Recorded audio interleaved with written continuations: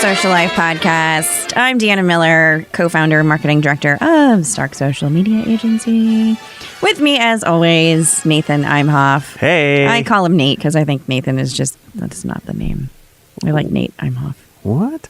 I don't know. I like calling you Nate better. All right, fine. Anyway, he's the creative respond director. to either. I know. For the I know. record. I usually, it's funny though, because I feel like I only say Nathan to you when I'm mad at you. And it's like, Nathan.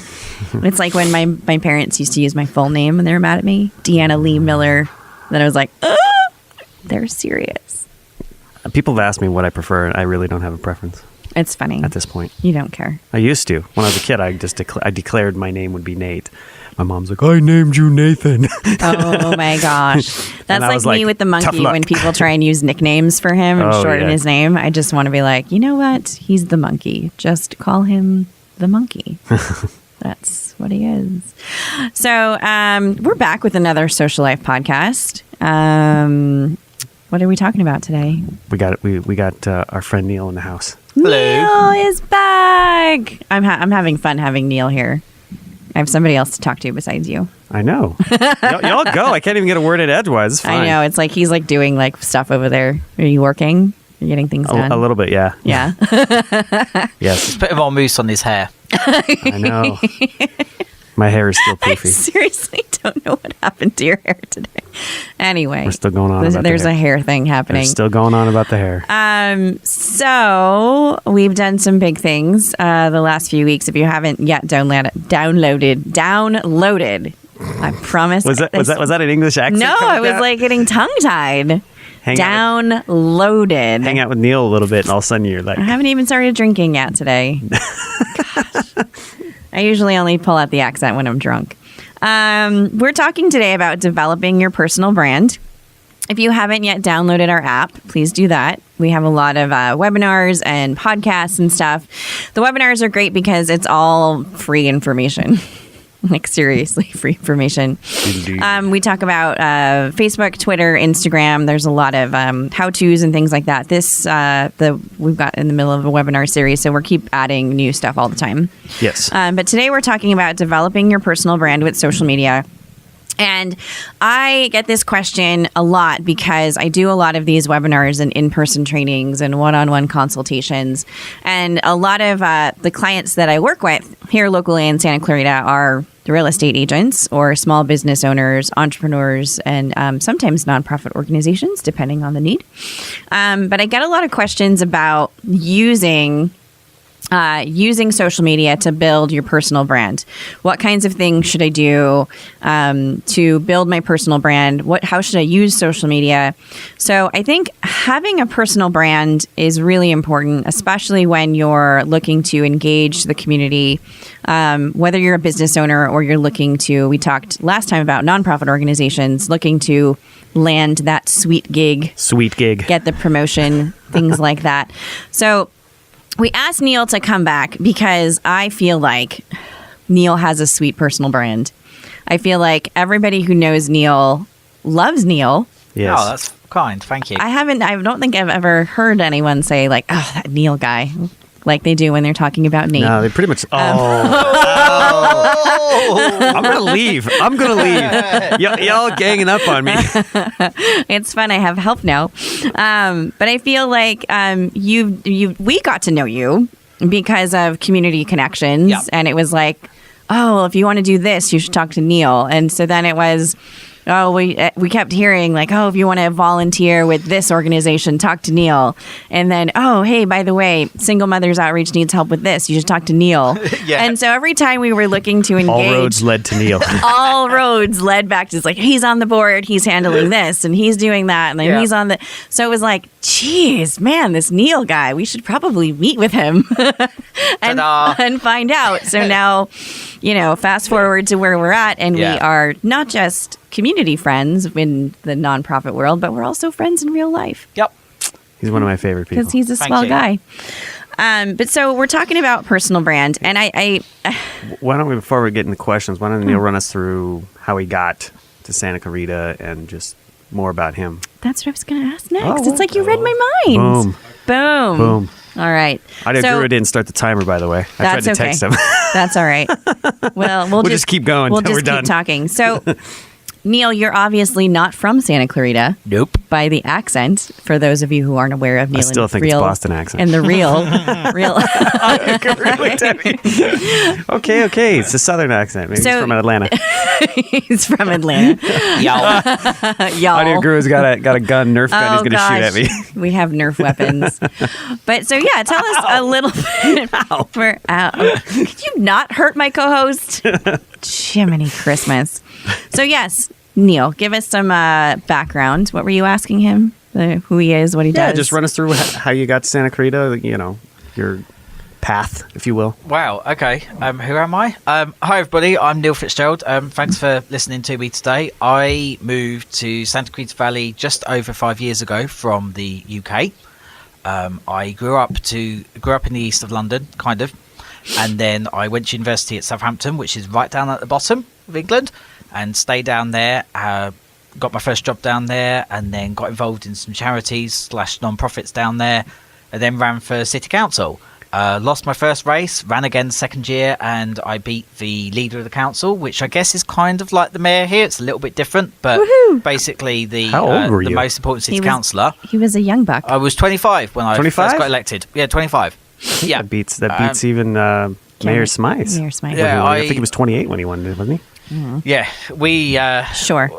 Yeah, it was interesting. So that was back in 2008. I stayed involved in politics. I served on a governing council of a school, which is kind of like a school board here. Again, a little bit different in the UK.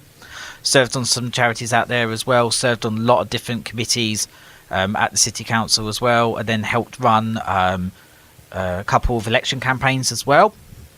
And then with my day job with my employer, they have an office out here as well, and they were like, we thought about moving over here, and I wasn't sure if I wanted to run again because I was a bit young, and it was a great privilege, but I was thinking maybe I want to do something else. And so the job came up, and so I finished my term of office and I moved out here, and I've been here 5 years.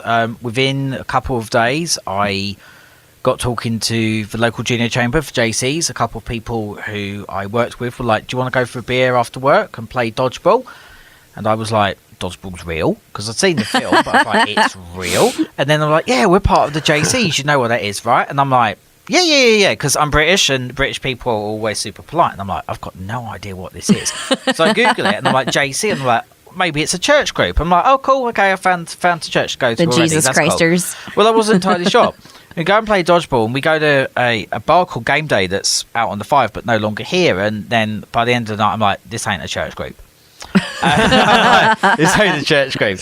And they were like, oh, tell us about you stuff. And then they sort of, their mouths opened, and they were like, oh, we've got some great projects for you. Do you want to get involved? And I'm like, yeah. Because again, I don't know anybody. I'm British. We're super polite. We can't help ourselves. I wake up in the morning. I'm like, what have I done? Like, I moved to like LA/Santa Clarita to like build a new life. And here I am within 48 hours getting involved back in the community. So I had like a 48-hour break, and then got back involved. So you still had jet lag. I still had jet lag, and I was already planning stuff. They're like, hey, let's throw some balls at your head. Yeah, pretty much. Well, no, the first dodgeball, I sat by the sidelines and had jello shots. I didn't play dodgeball because I didn't understand what was going on. It took a while to actually play it. And so, yeah, I moved here and then got involved. And then I was privileged enough to join the Child and Family Centre Foundation Board, and then Single Mothers Outreach as well.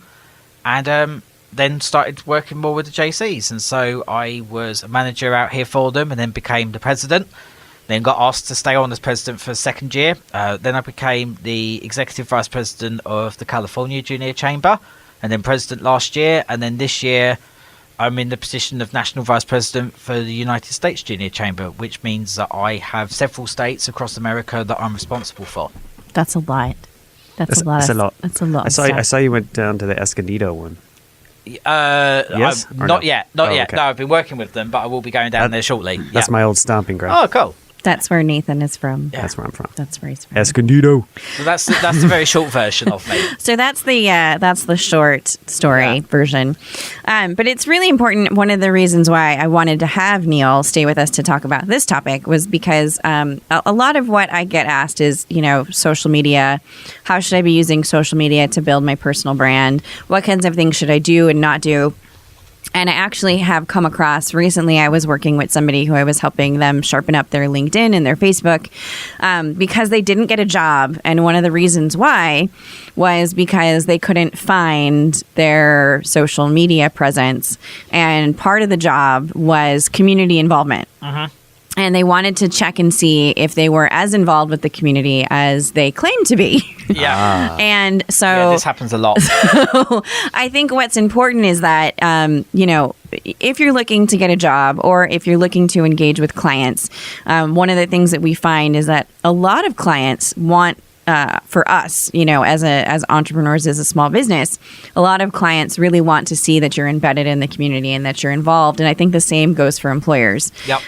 Recent statistics that were published on Career Builder, 41% of employers say they use social networking sites to research not just current employees, but potential employees. And nearly a third of them actually use search engines to check up on current employees to make sure that they're actually doing what they say that they're doing. So I think that that's super important. We'll go ahead and link you to that press release and those details when we put the show notes together. But then I also think it's important. I was looking at some research from Time Magazine, and they did a poll, and it all boils down to common sense. So what you should and should not be posting. 83% of recruiters say that they use social media to take a look at what people are posting, and references to illegal drug use or over partying or sexual activity is something that they look at, and they actually use it as a means to decide whether or not candidates will actually be sent on to employers for interviews. So I think that that's important when we're looking at statistics show that I think it's like 60% of employers are using recruiters, headhunters, or organizations like that, companies like that, to funnel or to hire people. And when you're looking at that, these people are using social media to filter through resumes.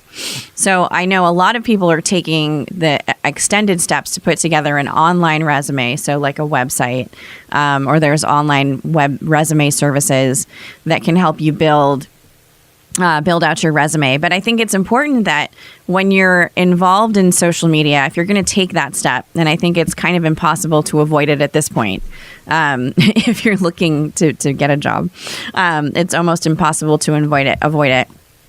The majority of recruiters will look for your LinkedIn page. So if you don't have LinkedIn on there, even if you don't have it on your resume, they will look for it. So we want to talk about tips to winning the social professional game. So I asked Neil to stay and talk with us because I feel like your social presence is super positive and polished. And I think you can lend some advice and tips to people who are looking to polish up their social presence to make sure that when it comes to professional branding, personal branding, you want to make sure that your personal brand is positive and that it's complete and that it's not negative with a lot of like sad undertones. Yeah. I remember that one thing you posted about British people and if they like you or not. I got a good laugh about that. What was that? What did I missed that? What was that? We'll have to put it in the show notes. It's okay, hilarious. so we'll put it in the show notes. But it's a guide to what we really mean.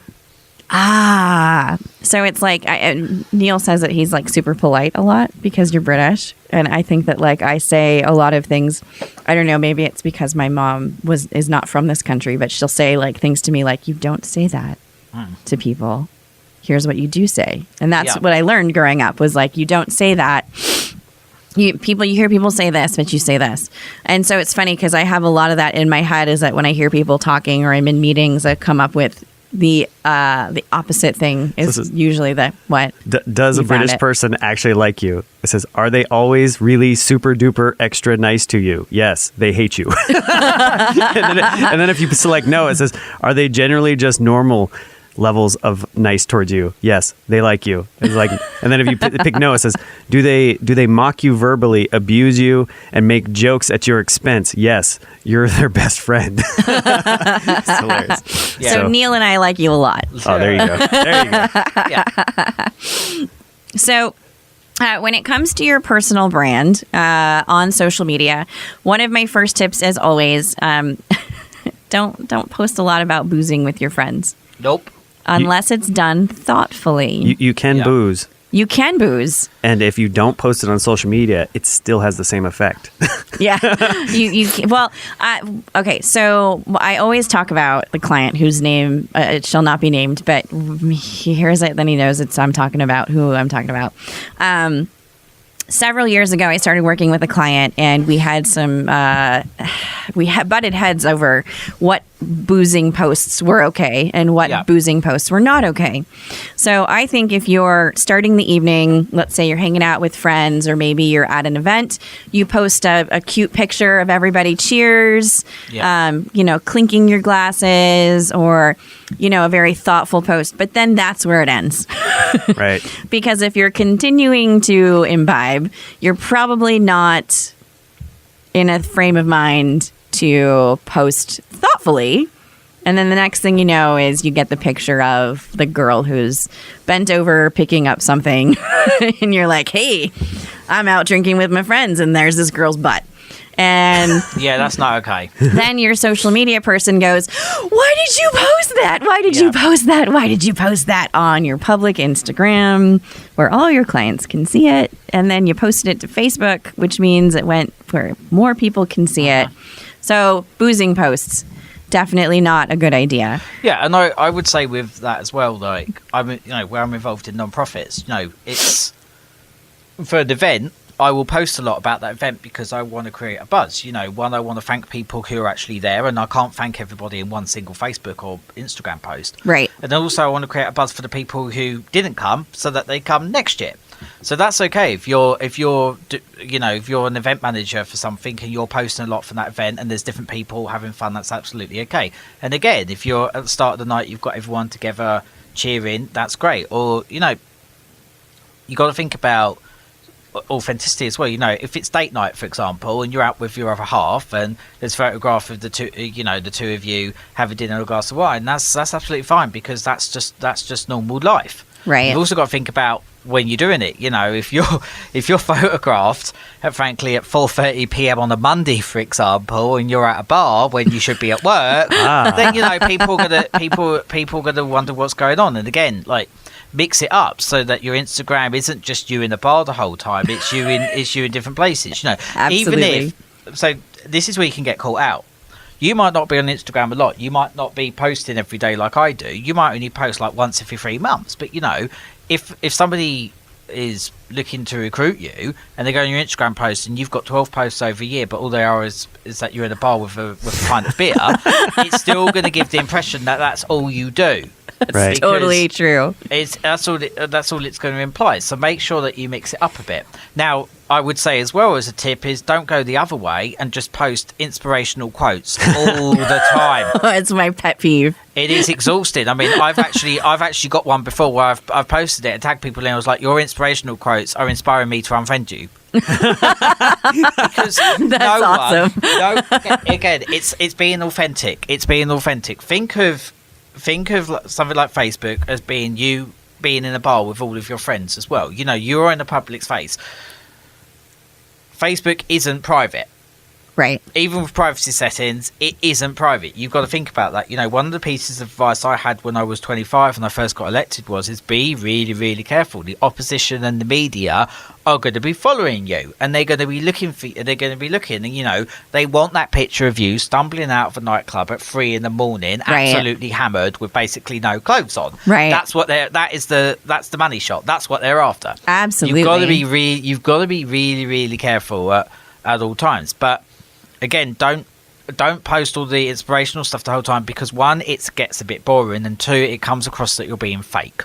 Right. Because all you're doing is just repeating what somebody else has said. Try and have some originality with it as well. I'm in a leadership position for a national organisation, so I have to be very careful what I say and can't say on social media. Right. I have to be extremely careful. So I try and be positive, and I have this sort of outlook on life that Facebook is a happy place. So try and be happy. A lot of people since the election have gone the extreme either way. And I found this out with Brexit in the UK during the summer too, that people kind of had extreme views. People can get upset with people very, very quickly and get into arguments. And you just got to think about it. Is it really worth it in life? Is it really worth it? I mean, I'm not going to convince these people. Why am I bothering? Yeah. Why am I posting this stuff as well? Try and think of Facebook as being the happy place, and then if I may talk about LinkedIn for a couple of minutes, if that's okay. We're going to take a quick break. And Okay. then we're going to talk about where I want your thoughts on LinkedIn too. Okay, great. Got lots of thoughts on LinkedIn. Yeah, so It's we a have pet peeve. so much more to talk about after the break. The Social Life Podcast, we have Neil Fitzgerald again, and he's got a lot of important information to share and tips and ideas. And this is really important because he does hold a national position. So he's got a lot of ideas that we want to hear after the break. Go grab yourself a beer, a glass of wine, a shot. I don't care what it is. Please don't drink and drive. If you are getting your trunk, sleep it off. We'll be right back with the Social Life Podcast after this.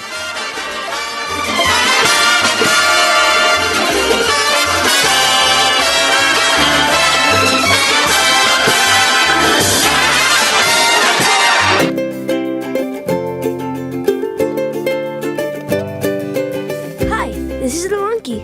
My parents run the best social media company around. Go to starksocial.com today.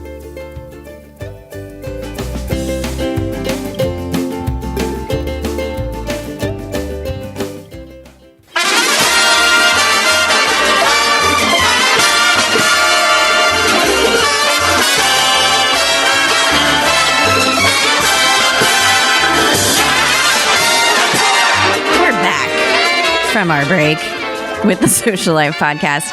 We're having a fun time in the studio today with Neil Fitzgerald. He is Hello. the national vice president for the JCs, and then he also holds a really important position with his employer. But they're not a sponsor, so I'm not sure we can say anything about them today. We're talking about your social brand and social media. We left off talking about not posting about boozing with your friends. And if you're going to do it, you should do it thoughtfully. And then we were talking about Facebook, and I agree with Neil. It should be a friendly place, especially if you're looking to engage with clients or get a job or just pretty much anything professionally nowadays. It should be a fun and friendly place. And Yeah. then Neil said he wanted to talk about LinkedIn. I do, but before I go on to LinkedIn, can I mention a couple more Facebook things? Yeah, quickly, if go I for may? it, please. So, first of all, save your drama for your llama. So if you have got, Love it. for heaven's sake, if you have got relationship drama, and yes, that does happen where you might not be agreeing with your wife, husband, other half, don't broadcast it all over Facebook. Thank And you. certainly don't do it during the day when you're meant to be working, because at your job, whether you're working for a small business or a large multinational, you got to think about your co-workers. When they go on their lunch break and they go on Facebook and they see that you have been posted all morning about something, then your co-workers are going to think, well, what actually were you doing? Why weren't you helping me? Why have you got the time to sit there all morning posting about your wife or your husband? Yes. And that's the other thing. You regulate your social media at work. A lot of employers have got very strict social media policies, and they always go by the idea of, if I think it's going to get me into trouble, just don't do it. Just don't do it. Limit your social media. Couldn't agree more. Limit it. Do it in the morning. Do it at lunch hours. Do it in the evening. Don't do it at 11 o'clock in the morning or 3 p.m. in the afternoon, because most people are going to be working. And likewise, if you're a small business or an entrepreneur getting started out there, and people are going to be researching you to see if you're the right fit because they're going to pay you money to do a job for them, again, make sure that your Facebook isn't full of you just going out there arguing with somebody all day long or being negative, because they're going to be like, well, this person's clearly got too much time on their hands at the moment because this is all they're doing is posting 20 times a day. Therefore, I'm not going to pay for them because I don't think they're going to do the project I want them to do, because all they're going to do is have an argument with their other half on social media. Right, absolutely. And I think that that's the thing, is that you put out into the universe Yep. what you want to get back. Yep. And if it's just a bunch of blah, blah, blah nonsense and arguing and, bashing and bantering with each other, then people are going to see that. Here's another one as well. Don't be what I call sort of halfway there with it, where you're like, oh, my life could improve, or oh, I'm having a bad day, and then people come and go, oh, you're okay, honey. You're like, oh, I can't really talk about it, I'm at work. I call that vague booking. Vague booking. Vague I call booking, it I call it being a drama queen, a drama queen. Absolutely. Nobody wants to see that. And also as well, like, if you're really having a bad day, Go and talk to another human being. Step away from your computer. Go and phone like your parents or your other half, or talk to one of your friends and talk through your problem at lunch or over a coffee, rather than being kind of vague about it. Right. Because then all that does is create gossip and rumour within the workplace as well about why so-and-so and so-and-so. And, also, if you do that daily, then when you've got a problem, everyone's like the boy or girl cried wolf. Oh, absolutely. No, I think that is the thing is too, is if you're friends with your coworkers and then it's like you seem like you're okay, then it's like, okay, what is her problem? Yeah, what is their problem? Why is she always like every morning it's something? Yeah, and there's then some drama. And then it ends up being one of those things where people are afraid to talk to you because they're afraid it's going to be something else. What else is wrong with this person? It used to be dress for the job that you want to have, not the one that you've got, which is still true. But somewhere like Southern California, where the dress codes are more relaxed as well, think about your social media, project the image of where you want to go in life, not where you are right now. Absolutely. No, and I think that that's super important because there's so many employers and business contacts and people are looking at your social media to judge you. Uh-huh. And if you're putting your Facebook out there as super negative, or it's super like, it's 11:30 and I'm already upset about my day. Yeah. Or I can't wait to go. One of the things I noticed was I can't wait to get out of here for the day type of posts, or like, oh, it's, what time is happy hour? And then, that's okay if that's once a year and you've had a bad day and you go, I'm having a happy hour, I'm going to the pub later, or I'm going to a bar, that's absolutely fine, but not all the time. Absolutely. Because you know what? Your co-workers or your boss is going to be like, well, you know what, if you don't like working here, you can always go work somewhere. You will get to a point where you're like, what is the deal? And if you're that unhappy in life, do something about it. Don't just vomit all over Facebook or Twitter. Don't just have word vomit. It's a good term. Vomit. It's a good pro tip. Social vomit. Just don't do it. Just don't do it. But then the other thing, we were going to talk about LinkedIn. Yes, my pet peeve. He's got LinkedIn pet peeves. I love it. Yes. So LinkedIn is a fabulous resource for you to project yourself and the brand that you wanna have. And it's also a great resource if you are going to recruit people, or if you're wanting to hire a small business to do some project work for you as well. First thing is, whatever's on your LinkedIn, make sure that your other social media matches it. So, if on Facebook, for example, you've got a job title of X and on LinkedIn it says Y, that's going to confuse people straight away. Now, either they're going to get confused or they're going to think that you're unreliable because you can't update both. So, if you've updated one and not updated the other, people are going to be like, well, that's no good, because you've got to be professional. Everyone needs attention to detail.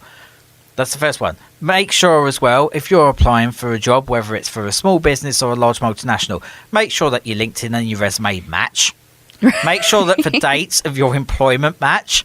I mean, I have seen it so many times. Don't just ballpark it. Don't just ballpark it, because people, again, it's the attention to detail. Don't put on a resume or on your LinkedIn profile that you've got great attention to detail, and then your LinkedIn and your resume don't match. People are going to be like, you haven't got attention to detail because you can't get the basics right. Right. It's very easy on LinkedIn as well, and with Twitter too, to over-elaborate what you've actually done. Now, that's great. That might get your foot in the door for that first interview, but you know what? An employer's going to sniff you out pretty quickly on that first interview if you have over-egged what you've actually been doing with your responsibility. Mm-hmm. So be careful. Be really, really careful on that too. With LinkedIn as well, another thing is, if you're in a current position, if you're currently employed and you want to leave, for heaven's sake, make sure that it's not obvious that you're wanting to leave. Right. Okay? Because if you're on LinkedIn and all you've done is followed other companies that you want to work for, or you like all their posts the whole time as well, that comes up because, it sits on your profile what you've actually liked recently. And so you've got to be really, really, really, really careful who you're following, what you're liking too. With LinkedIn, I would say one of the biggest things is make sure that you've got an up-to-date photo as well. And again, it's got to look professional. So, there's a great company out in Santa Clarita, shillickart.com, who did my headshots for me. And they did ours too. And they're brilliant. Get get your headshots done professionally if you can afford it. If not, get a friend to do it properly. Don't have on your LinkedIn profile or even on your Facebook profile you holding a pint of beer, especially on LinkedIn, because it's meant to be professional. Or a group photo. Or a group photo. It's Who is this person? Which one in the group are they? Exactly. Well, that's like with dating sites too. You go and the person has a group photo as they're in. You're like, that could be a whole other podcast about I know, internet dating. But I would. It's absolutely crucial that your LinkedIn comes across as being professional. So don't have a photograph of you in a t-shirt and a pair of shorts, or sat on a beach, or with a pint of beer. Ideally, if you be wearing a suit, at least be wearing a shirt or tie or blouse and slacks. Right. Project the image that you want to project at all times. I would say with LinkedIn as well, you've got a great opportunity to boost your profile by doing articles.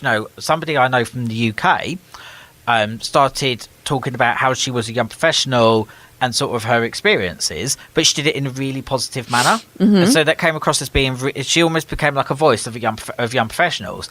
And, that really helped her stand out in the crowded marketplace for when she went for a job, because she could reference her LinkedIn articles. But she did that in a really positive way. It wasn't, I hate my job, it sucks, I'm 23 and nobody wants to listen to me. It was about her experiences and kind of how she overcome them. For a prospective employer, we want to see people who've got critical thinking and how they've overcome problems.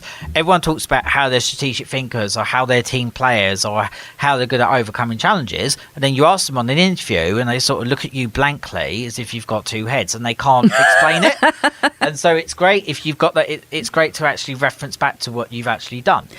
That totally speaks to what we talk about. I think Nate has a thing. I think common social media fails. We did an episode about that where people. Oh yeah. I think we referenced some people who got a job and then immediately went on social media talking crap about the job that they haven't even taken yet. Oh, but and then they got the other instantly thing fired. Is that if you're looking to like Neil's saying, is this young person became a subject matter expert. Yep. And they position themselves as a subject matter expert. And I think that's in the webinars and trainings that I do, I always tell people the best thing to do is to positively convey your message. Even if you're like, my job sucks, I'm looking for a new job, I hate this job, you want to present yourself as the subject matter expert for what you're doing. And I tell this to real estate agents I sit with and do one-on-one consultations. It doesn't matter if there's 100 people that do what you do or 10 people that do what you do. You want to be the best person at what you do. And even if you're not, you can thoughtfully talk about your experiences and what you're doing and give yourself the opportunity to say, well, here's what I've done and it's amazing. And I think that on LinkedIn, what's really cool is you can publish posts that are kind of like blog posts. Yeah. And you can post about your experience and what you've done. And you can say, here's what I did recently and here's what happened and here's what I liked about it. And you could do bullet points. You can do like a whole blog post type of thing. And then you can take that post and you can share it to your Facebook, to your Twitter. And you don't have to have, some people had asked me, like, should I have a personal website so that I talk about all my, you don't have to. No. You can use LinkedIn as your hub for activity for what you're trying to do. And I know that for us with Stark Social, like I post a lot to our business page and then I share those things that we've posted from that to my personal LinkedIn page. Yeah. And I do that a lot because people are always looking at, anybody want an apple? No. People are always looking at, would you like an apple? I'm fine, thank you. People are always looking at LinkedIn for resources and information. And if you're the subject matter expert, that is super important. But to go back to what you said about headshots. Yeah. Oh my gosh. Headshots. When we were looking to hire an assistant, some of the people's profile pictures, it's like I said, one guy who was like smoking in his LinkedIn profile picture. Really? And then he had his Facebook linked in there and he was like, here's my Facebook, here's this and what I've done. And then I go to his Facebook and it's like him with like surrounded by people who are like taking shots. And I was like, you really want, like, I'm trying to. You just displayed you want to work for a social media company and you're just displayed you have no common sense on social media. Yeah. I'm eating my apple. Exactly. But I think that whether you're working for a social media company or not, there's some basics there which are important for any company that you go and work for. So many young professionals are like, I've got my degree now.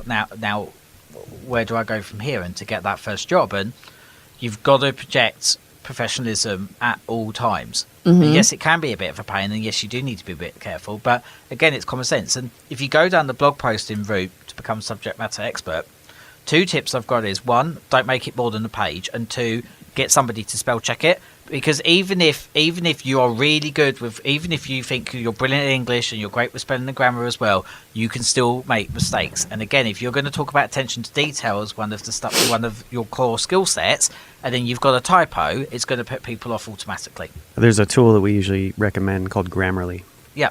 that Yeah. you And can download for free. if you don't have somebody who you trust, because you're Yeah. like, they might steal my idea, which I come across a lot. People are like, Yeah. I don't know, they're going to steal my idea. You can use Grammarly.